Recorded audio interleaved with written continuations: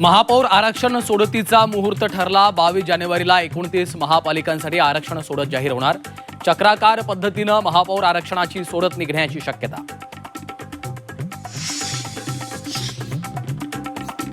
मुंबईच्या महापौर पदासाठी मुख्यमंत्री फडणवीस आणि उद्धव ठाकरेंची पडद्यामागे चर्चा। सूत्रांची माहिती, कल्याण डोंबिवलीत शिंदेंच्या फोडाफोडीला शह देण्याचा प्रयत्न असल्याची चर्चा, तर उद्धव ठाकरेंनी मात्र वृत्त फेटाळलं। महापौर पदासाठी एकनाथ शिंदेंना दिल्लीतून चावी दिली जातीये, अन्यथा 29 नगरसेवकांच्या जीवावर दावा करण्याची हिम्मत कोण करेल? खासदार संजय राऊतांचा खळबळजनक दावा।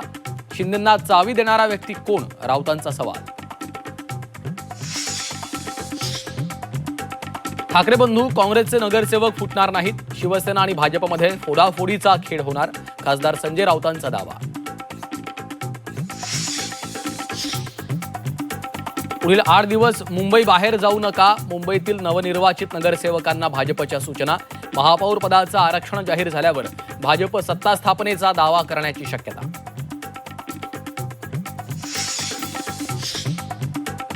ठाण्याचं महापौरपद भाजपला मिळावं। भाजप आमदार निरंजन डावखरेंची मागणी। शब्द पाळायचा असेल तर महत्त्वाची पदं मिळावीत, अन्यथा विरोधी बाकावर बसू, डावखरेंचा इशारा। पुणे महापालिकेत महिलांचा दबदबा। यंदा 165 पैकी 88 महिला नगरसेवक। महापौरपदीही महिलेलाच संधी मिळण्याची शक्यता। नाशिकमध्ये 12% मतदारांची नोटाला पसंती। 211 उमेदवारांना नोटापेक्षाही कमी मतं। 91,000 मतदारांनी निवडला नोटाचा पर्याय। महापालिकेच्या 20 जागांवर नोटाला हजारांहून अधिक मतं।